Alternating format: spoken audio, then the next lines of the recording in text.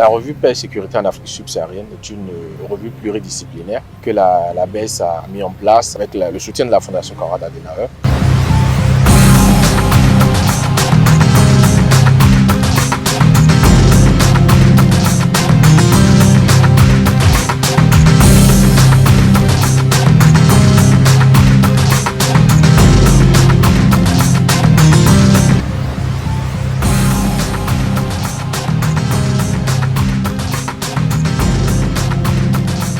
C'est une revue qui est semestrielle et qui apporte chaque semestre, donc 2 fois dans l'année, des contributions d'universitaires, d'enseignants, d'institutions militaires, d'officiers supérieurs, de journalistes, bref, de tous ceux qui, d'une manière ou d'une autre, ont un regard sur les problématiques sécuritaires donc en Afrique subsaharienne.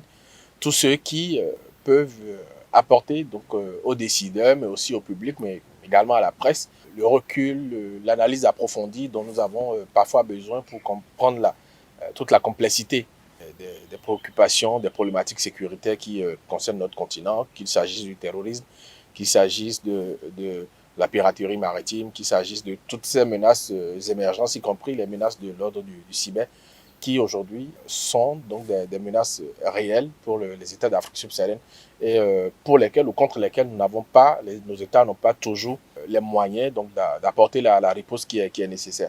Alors ce que nous faisons avec la revue, c'est d'abord d'apporter aux décideurs un regard africain, un regard de chercheurs, un regard de praticiens, donc des questions de sécurité sur les problèmes que nous avons et à partir desquels nous pouvons, disons, prendre en compte un certain nombre de recommandations, de propositions, de suggestions pour améliorer la sécurité, pour que la stabilité et la paix prévalent un peu partout en Afrique.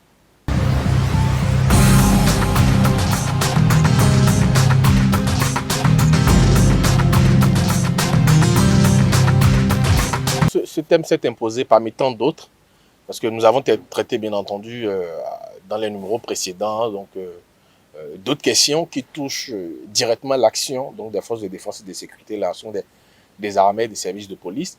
Et nous avons observé qu'il était important de regarder aussi ce qui se construit, ce qui se met en œuvre en marge de l'action des militaires et des policiers. Parce qu'au final, la sécurité, c'est d'abord le sentiment d'être en paix. Et la construction de la paix emprunte bien souvent des chemins variés, beaucoup d'expériences. Beaucoup d'initiatives peuvent tout à fait concourir à faire en sorte qu'il y ait la paix sur un territoire, la paix dans un pays, la paix dans une région. Alors donc cette fois, nous avons souhaité, parce que c'est un phénomène qui est très ancien en Afrique, mais qui s'est considérablement développé ces dernières années, c'est le phénomène vraiment de construction, de propositions, d'offres alternatives de sécurité. Alors, ce qu'on appelle les offres alternatives donc de sécurité, ce sont simplement dans les communautés, les citoyens qui s'organisent librement dans certaines sociétés où vous avez des groupes comme les chasseurs, vous avez en Côte d'Ivoire ce qu'on appelle les Dozo, dans beaucoup d'autres pays africains, donc des organisations, on va dire, en charge, pas principalement, mais qui sont quand même en charge de garantir l'ordre, la tranquillité, la sécurité sur un territoire. Et donc, nous avons regardé comment toutes ces organisations-là progressent et comment leur action peut être complémentaire à l'action donc des forces armées et de sécurité.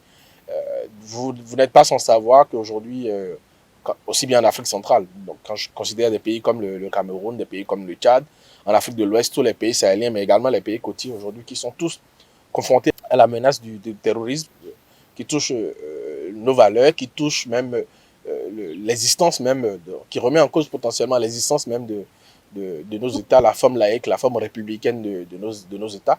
Et donc, ce sont autant d'enjeux qui font que finalement, il ne faut pas considérer seulement les forces armées, les forces de sécurité publique comme les seules pourvoyeuses de la sécurité. Donc, on s'inscrit ici dans une sorte de compréhension en termes de complémentarité de l'action donc des citoyens, des organisations de la société civile dans les communautés, en termes, comme je l'ai dit, de complémentarité avec l'action des forces de défense et de sécurité.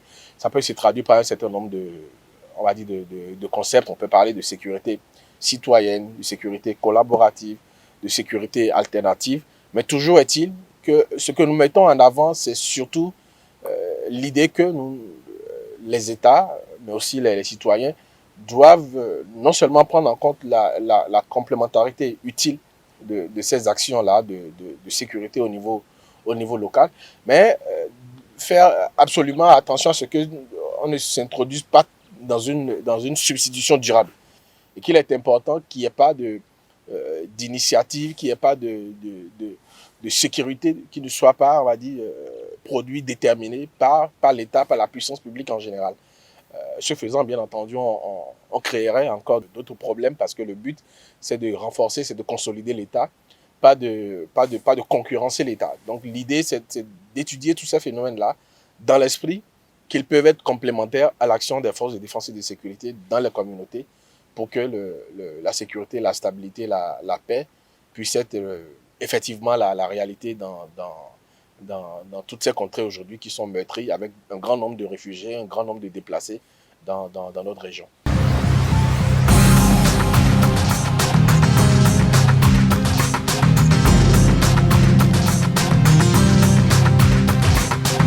Les différentes contributions sont pertinentes et de qualité. D'une part, elles émanent des universitaires africains et ces contributions abordent différents sujets en rapport avec les questions de paix et de sécurité.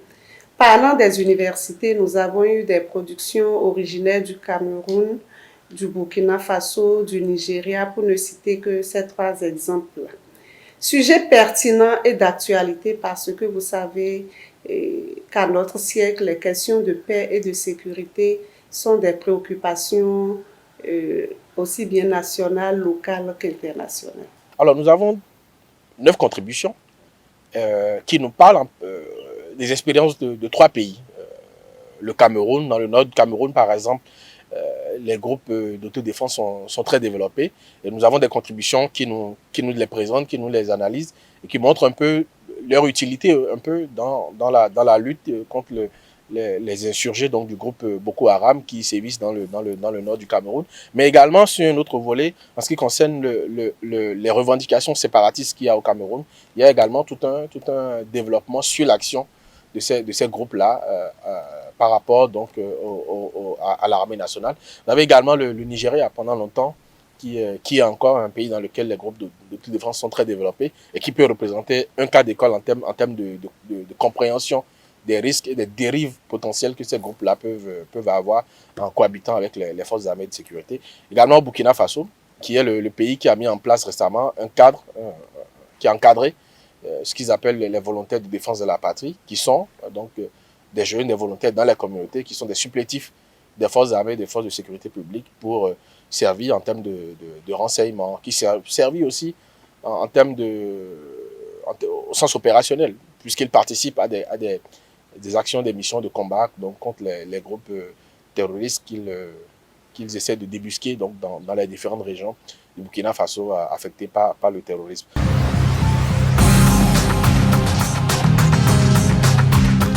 Je crois que non. Fort heureusement, non. Nous avons connu dans le passé, peut-être même jusqu'à présent, dans certaines parties de notre pays, des chasseurs. Les chasseurs ne sont pas des groupes d'autodéfense au Bénin. La chasse, c'est une activité culturelle et culturelle dans certaines régions, mais ils ne se sont pas constitués en groupe d'autodéfense. Donc, il n'y a aucun groupe d'autodéfense enregistré officiellement au Bénin et même de façon informelle, je n'ai pas connaissance. Dans la plupart des cas, c'est des gens qui s'auto-proclament groupe d'autodéfense. Et oui, fort heureusement, au Bénin, nous n'avons pas ce genre de groupe d'autodéfense. Je sais qu'il y a quelques années, des groupes d'autodéfense s'étaient organisés face à la défaillance des acteurs traditionnels de promotion de paix. Je voudrais citer par exemple le cas du colonel Davy qui s'était installé dans la zone du Mono et qui rendait justice aux populations.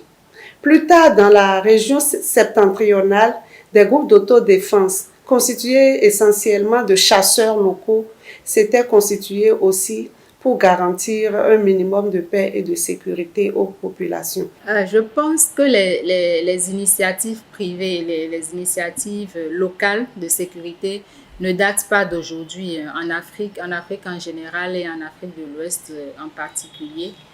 Et il faut dire que ces derniers temps, ces initiatives sont mises en lumière et de façon un peu plus forte du fait d'un certain nombre d'éléments cumulatifs que nous observons et que sont l'absence ou la défaillance complète de l'État dans certaines zones de nos pays, et surtout dans les domaines de la sécurité, dans les domaines de la justice. Des éléments tels que la montée en croissance de l'insécurité et une certaine banalisation de la violence envers les humains, etc. Et nous avons aussi l'avancée des groupes armés djihadistes, qu'on le veuille ou non, avec le lot de désolation que ça crée. Donc, ces éléments cumulatifs, quand même, ont mis de façon un peu plus forte en lumière les groupes, les initiatives locales d'autodéfense. À tel point que dans certains pays, c'est même les autorités nationales qui ont appelé les civils à s'associer à l'État pour combattre un peu l'insécurité. Je me rappelle qu'ils vous souviennent, au Burkina, en 2019, c'est le président lui-même, Roch Kaboré, et à sa suite, il y a eu une loi qui a été adoptée sur les volontaires pour la défense de la patrie, les VDP. Donc, pour dire que le constat aujourd'hui, c'est que ces groupes, qu'on le veuille ou non, produisent quand même des résultats. Dans la revue de l'ABES, il y a une analyse qui a montré une évolution de l'insécurité dans des pays comme le Mali et le Burkina de 2014 en 2020. Il y a eu comme une régression des incidents liés à l'insécurité et du fait donc de ces groupes d'autodéfense qui existent. Donc, ils produisent des résultats, qu'on le veuille ou non, par rapport à l'insécurité. Toute la problématique, c'est à mon avis de pouvoir mettre en balance les éléments positifs et les éléments négatifs ou les éléments les moins reluisants de ces groupes pour pouvoir se positionner, pour pouvoir savoir est-ce qu'on les promeut ou non.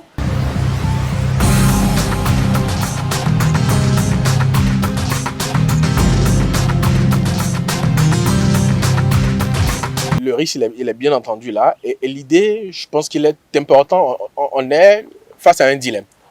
Le dilemme suivant lequel les armées, les polices n'ont pas aujourd'hui les capacités, l'effectif et parfois même la légitimité. Parfois, dans certaines contrées, vous voyez, la police et l'armée sont vues comme des forces un peu exogènes et parfois prédatrices, donc qui viennent nous imposer ceci, cela, qui viennent réguler quelque chose qui n'est pas de leur ressort. Donc, il y a parfois cette perception-là. Donc, l'idée, effectivement, c'est de construire des espaces de collaboration de façon à ce que l'État ait sa présence et son action partout sur le territoire, mais que cette action-là, en raison de la conjoncture, c'est peut-être pas une conjoncture, c'est peut-être même des difficultés, on va dire, structurelles pour nos armées, mais toujours est-il qu'elles ne peuvent pas être partout. Et qu'il est important qu'il y ait des relais encadrés pour accompagner donc ces forces-là dans les discussions de leur mission. Mais je suis conscient avec vous que cela représente un risque. Cela représente un risque qui est cette dualité et cette double allégeance, parce que la force publique est l'incarnation de l'État. Et qu'il faut faire en sorte que l'État, en tant que garant de la sécurité, ne soit pas, on va dire, concurrencé dans cette prérogative qu'il est censé exécuter de façon, on va dire, discrétionnaire, de façon exclusive. Il est important qu'il y ait cette audace-là, l'audace de construire des solutions originales, parce que nous n'avons pas les moyens de construire immédiatement des armées, des services de police modernes et équipés qui puissent, sur l'ensemble du territoire, apporter donc des réponses aux attentes légitimes en matière de sécurité que les populations ont.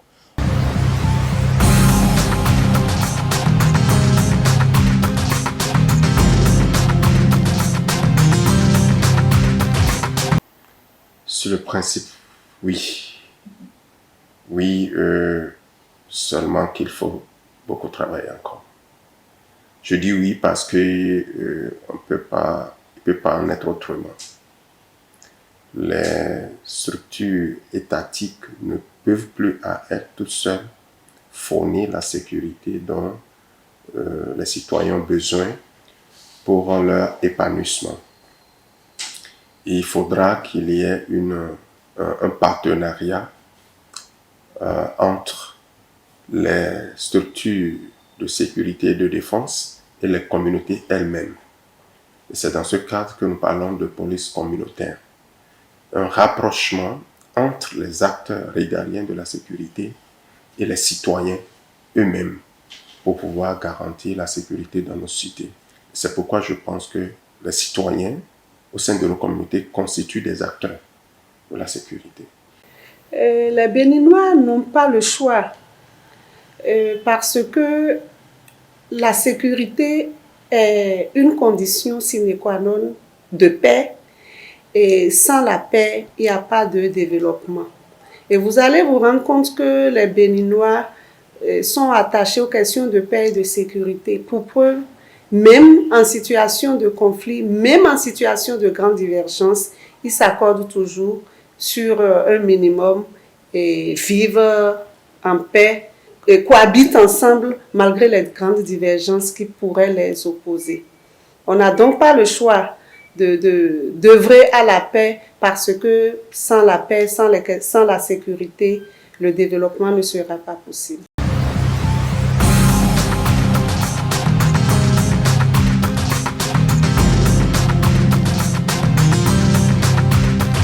Le concept de coproduction de la sécurité fait appel à des préceptes mobilisateurs dont on entend parler dans d'autres domaines du secteur public et qui tendent à promouvoir vraiment des approches inclusives, des approches globales, des approches participatives, etc. Donc, dans le domaine de la coproduction, parler de coproduction de la sécurité invite à l'adoption d'une stratégie vraiment transversale, contextualisée, qui rassemble l'ensemble des acteurs, des parties prenantes, des composantes de la communauté ou de la localité autour des préoccupations sécuritaires. Et donc, il devrait exister, par exemple, des cadres d'échange permanents ou périodiques avec les autorités, aussi bien les autorités au niveau local, les différentes composantes de la société, les jeunes, les leaders, les sages, pour discuter des menaces, des enjeux et même des opportunités au niveau de la communauté. Et l'implication du citoyen, donc peut-être ça devrait de lui donner des espaces pour qu'il puisse, en tant que citoyen, et la société civile aussi en tant qu'entité formalisée de citoyens, puisse participer au diagnostic, à l'élaboration, à la mise en œuvre, au suivi, à l'évaluation et à la reformulation des politiques sécuritaires, tant au niveau local qu'au niveau national. Le citoyen peut aussi être impliqué par de la production, ou le citoyen ou la société civile peut contribuer à la coproduction par de la contribution des analyses, la contribution d'une documentation de recherche scientifique, telles que le font certaines structures telles que WANEP, l'ABES, etc. Et la société civile peut aussi contribuer à cette coproduction en faisant du partage d'informations avec les forces de défense et de sécurité, en faisant de la sensibilisation à l'endroit des populations pour vraiment une collaboration entre les forces de sécurité et de défense et les populations. Donc voilà autant de pistes à travers lesquelles le citoyen lambda ou citoyens, entités formalisées de citoyens, sociétés civiles peuvent contribuer vraiment à la coproduction aux côtés des FDS de la sécurité.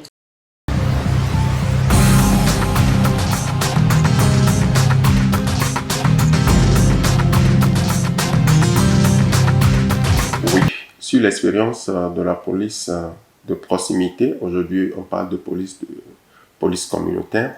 Le Bénin a fait quand même un bout de chemin depuis près d'une dizaine d'années. Nous avons commencé par la police de proximité.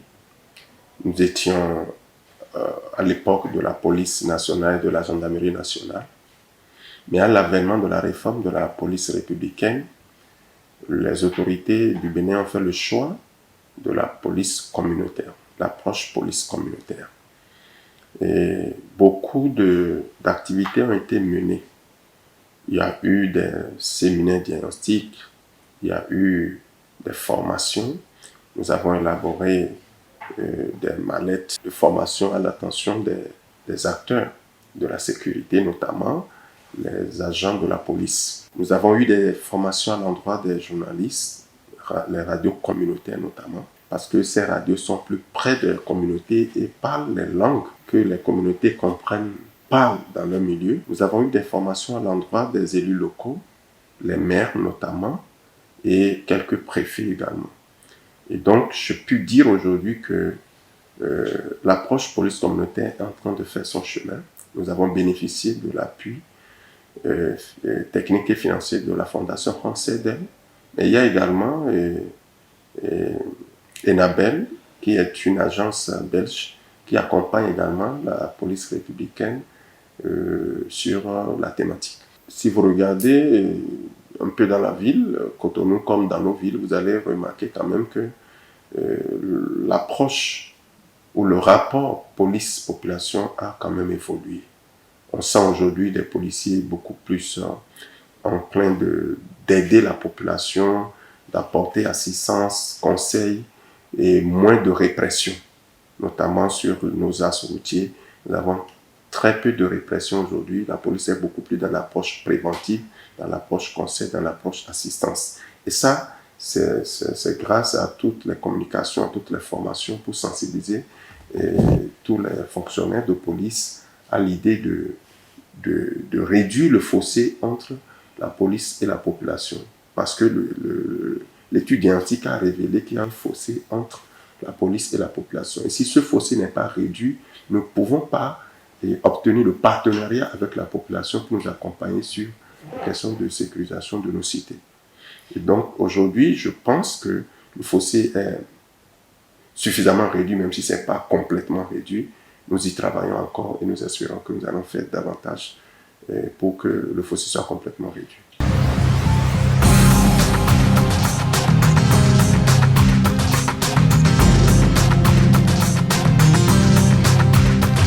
C'est très important.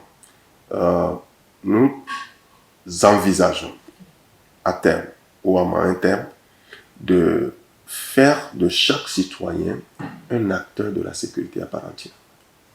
Nous voulons que les citoyens aient la conscience de ce que la sécurité est l'affaire de tous. Que les citoyens développent les comportements de sécurité. Et que les citoyens comprennent que dans aucun pays du monde, on est en mesure de mettre un agent de sécurité devant chaque porte.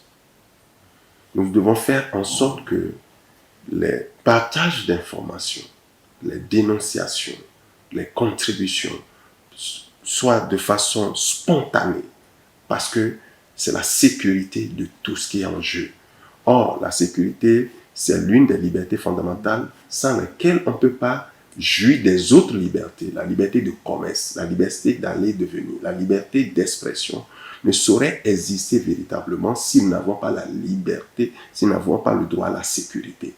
Or, il se fait que ce droit à la sécurité, les acteurs régaliens à eux seuls ne peuvent plus assurer la sécurité de nos cités. Donc, tous les citoyens, à tous les niveaux, doivent contribuer, concourir, créer ce partenariat entre les acteurs régaliens de la sécurité pour que nous puissions au mieux assurer la sécurité de nos cités. Surtout que les menaces aujourd'hui sont diffuses et asymétriques. Donc, il faut forcément que chaque citoyen concourt à la sécurité de la cité tout entière.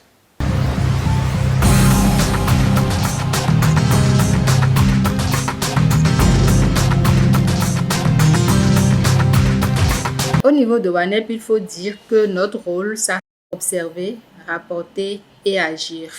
Observer, nous avons un certain nombre de points focaux communautaires qui sont sur toute l'étendue du territoire, qui observent la situation de paix et de sécurité humaine dans notre pays à travers certains indicateurs spécifiques qui ont été élaborés et mis à leur disposition.